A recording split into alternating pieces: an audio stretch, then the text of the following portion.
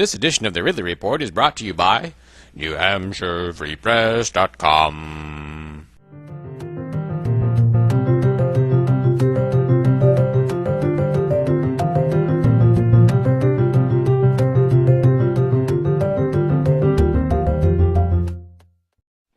Hello, this is Ron Paul with your weekly update for January 5th. Last week, I discussed our worsening economic situation and the fact that there are very few options for the new administration to improve things in the long run. The same is not true on the foreign policy front. Our interventionist foreign policy stands ready to be put on a new course with the new administration. Unfortunately, it seems the new administration is likely to continue the mistakes of the past. I've often discussed interventionist foreign policy and the resulting blowback. The current administration's foreign policy, I'm afraid, has created a huge impetus for blowback against the United States.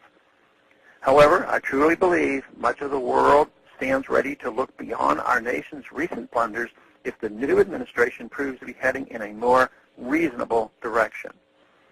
Other nations around the world find our interference in their affairs condescending, and it is very dangerous for us.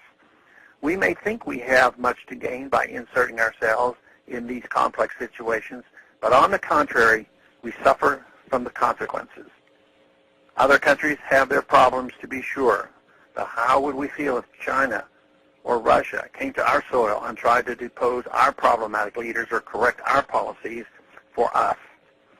Our problems are ours to solve, and we need to give other countries that respect as well.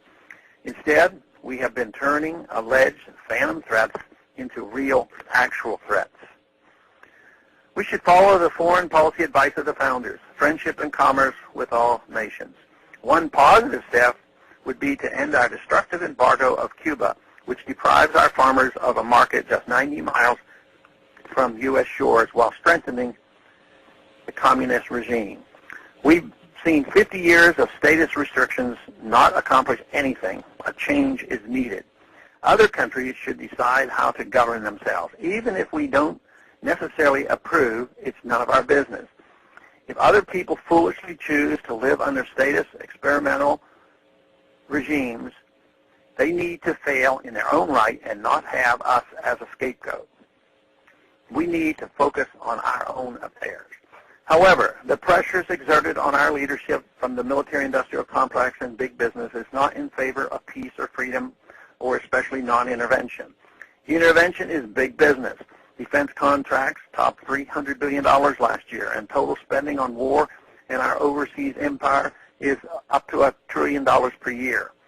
That represents a lot of people earning a living off of war and conquest. But rather than adding to our economy, all of this money is taken from the economy in order to wage war and destruction. Imagine if those resources were used for creative, productive use here at home.